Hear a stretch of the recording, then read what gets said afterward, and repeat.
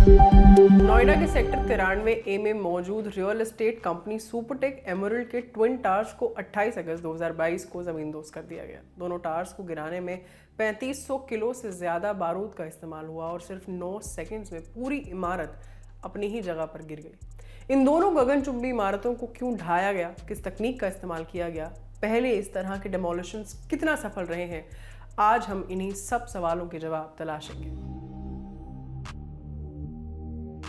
दिग्गज real estate company Supertech emerald ने नोएडा की अपनी रेजिडेंशियल सोसाइटी में 1000 फ्लैट्स वाले 40 मंजिला 2 ट्विन टावर्स बनाए थे।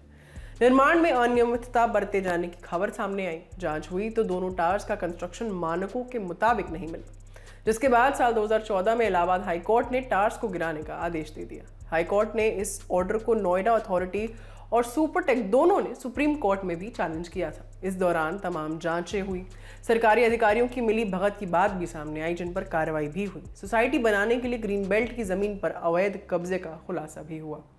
इसके बाद बीते साल माने 2021 में सुप्रीम कोर्ट ने इलाहाबाद हाई कोर्ट के फैसले को बरकरार रखते हुए ट्विन टावर्स को गिराने का अंतिम आदेश जारी कर दिया। सुप्रीम कोर्ट ने कहा था कि दोनों टावर्स गिराए जाएंगे, फ्लैट मालिकों को उनका पैसा वापस दिया जाएगा और सुपरटेक कंपनी टावर्स के गिराने में आने वाले खर्च को खुद उठाएगी।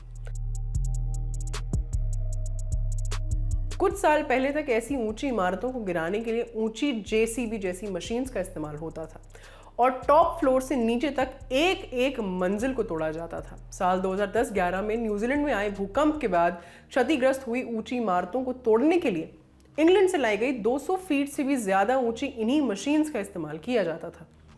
लेकिन इस तकनीक में वक्त तो लगता ही था, साथ ही खतरे का भी काम था। इसके अलावा साल 2008 में जापानी कंस्ट्रक्शन कंपनी कजीमा एक तकनीक लेकर आई। इसमें कंप्यूटर ऑपरेटेड एक हाइड्रोलिक सिस्टम का इस्तेमाल होता था, जिसकी मदद से इमारत के निचले हिस्से से एक एक करके फ्लोर्स को ढाया जाता था। एक के बाद एक बिल्डिंग का हर फ्लोर नीचे धंसता जाता था। ये तकनीक भी काफी वक्त लेती थी। इसके बाद ऊंची इमारतों को ढाए जाने के लिए विस्फोटकों का इस्तेमाल किया जाने लगा। ये तरीका एक्सप्लोजन यानी विस्फोट से थोड़ा अलग है। इसे नाम दिया गया है इम्प्लोजन। नोएडा के ट्विन टावर्स को ढहाने के लिए इसी तकनीक का इस्तेमाल किया गया। पहले हम इसे समझ लेते हैं। इम्प्लोजन अंग्रेजी के इम्प्लोड वर्ड से बना है। शाब्दिक अर्थ होता है प्रत्यारोपण। एक्सप्लोजन के उदाहरण से समझते हैं। एक्सप्लोड यानी बाहर की ओर विस्फोट होना।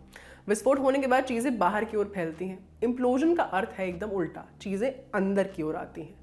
इमारतों को गिराने का काम करने वाली कंपनियों के लिहाज से इसके मायने काफी अलग हैं। ये ऊंची इमारतों को नियंत्रित विस्फोट के जरिए गिराने की प्रक्रिया है। मोटा माटी समझिए तो इस पूरी प्रक्रिया में 2-3 काम होते हैं। एक कि महीनों में इसमें तोड़ फोड़ और बाकी तैयारी की जाती है। दूसरा, बिल्डिंग में सैकड़ों और कई बार हजारों तक छेद किए जाते हैं जिनमें विस्फोटक फिट किए जाते हैं। और तीसरा काम होता है सेकंड्स के अंतराल पर डेटोनेटर्स की मदद से धमाके करना। इस पूरी प्रक्रिया में शुरुआती तोड़फोड़ इस हिसाब से की जाती है कि बिल्डिंग का वजन कम हो जाए। हर धमाके के साथ इमारत के हिस्से वर्टिकली ऐसे नीचे धंसे और मलबा इमारत के एरिया से बाहर न गिरे। सुपरटेक के ट्विन टावर्स को गिराने का जिम्मा लेने वाली कंपनी एडिफिस के पार्टनर उत्कर्ष मेहता से हमने उनकी तैयारियों पर इस साल मार्च महीने में बात की थी। उत्कर्ष ने जो हमें बताया था आपके साथ साझा कर देते हैं। उत्कर्ष ने कहा था अभी अंदरूनी दीवारें तोड़ी जा रही हैं, इसके बाद बाहरी दीवारें तोड़ी जाएंगी। पूरी इमारत में करीब 7000 छेद किए जाएंगे। सभी कॉलम्स को तारों और जियो टेक्सटाइल फ्लैट्स से रैप किया जाएगा। ब्लास्ट के बाद उड़ने वाली डस्ट को रोकने के लिए हर फ्लोर को बाहर से कवर किया जाएगा। 8 मई तक एक्सप्लोजिव्स आ जाएंगे जिन्हें फिट करने में 12 दिन का समय लगेगा और आखिर में सभी सॉफ्ट ट्यूब्स को इंटरकनेक्ट करके ब्लास्ट कर दिया जाएगा। इस पर उत्कर्ष ने हमें बताया था कि वो सॉफ्ट ट्यूब्स का इस्तेमाल करते हैं। ये प्लास्टिक की ट्यूब्स होती हैं जिनमें बारूद भरा जाता है। ये बारूद पाउडर फॉर्म में भी हो सकता है और इमल्शन के फॉर्म में भी। ट्विन टावर्स में ब्लास्ट के लिए पाउडर एक्सप्लोसिव का इस्तेमाल किया जा रहा था। मात्रा कितनी होगी, इस पर उत्कर्ष ने कहा था ब्लास्ट की पूरी डिजाइन साउथ अफ्रीका की ब्लास्ट कंपनी जेट एबॉल्यूशन ने तैयार की है।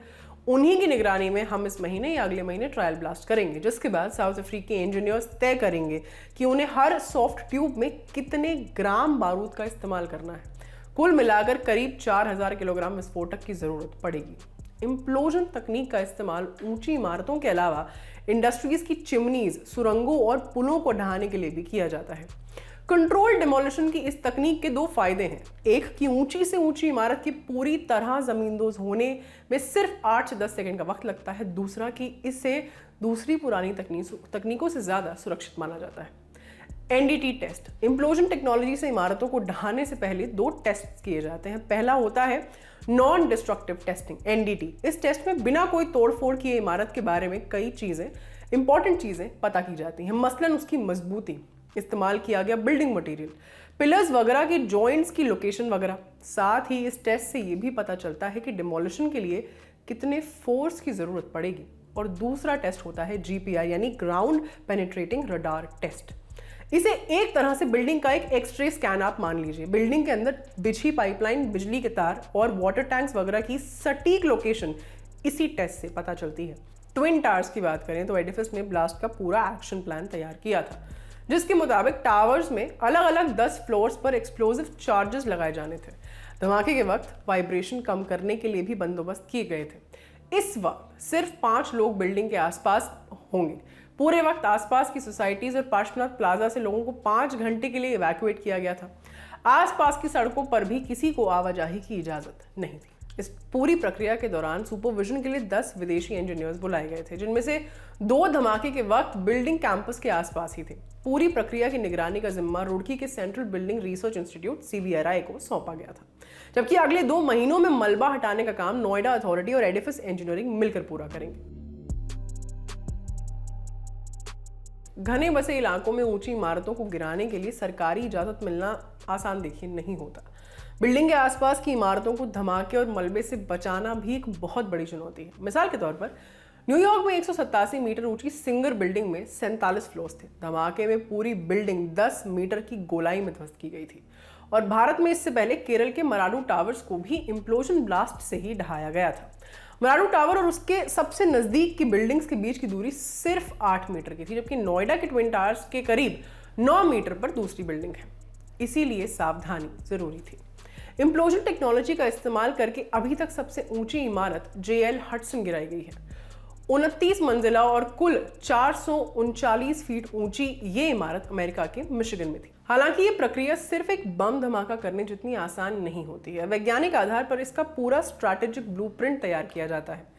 बिल्डिंग के किस हिस्से या फ्लोर में पहले धमाका किया जाना है, कितने सेकंड्स के बाद दूसरा धमाका होना है, ये सब पहले से तय होता है। जरा सी चूक बड़ी दुर्घटना की वजह बन सकती है। मिसाल के तौर पर साल 1997 में ऑस्ट्रेलिया के रॉयल कैनबरा हॉस्पिटल को इसी तकनीक का इस्तेमाल करके ढहाया गया था। धमाके के दौरान बिल्डिंग के उड़ने वाले हिस्सों की चपेट में आकर एक बच्ची की मौत हो गई थी, जबकि 9 लोग गंभीर रूप से घायल हो गए थे। इस सारी जानकारी एकत्रित कर लिखी थी आपके लिए हमारे साथी शिवेंद्र ने। कैमरा के पीछे है विजय, मैं हूँ आस्था। अपना ख्याल रखिए और बने रखिए दी लल्लन टॉप के साथ। शुक्रिया। मिटाने खबरों का गैप रोज रात 8 बजे आएगा Lallan top show live on app. Download करें लल्लन टॉप ऐप।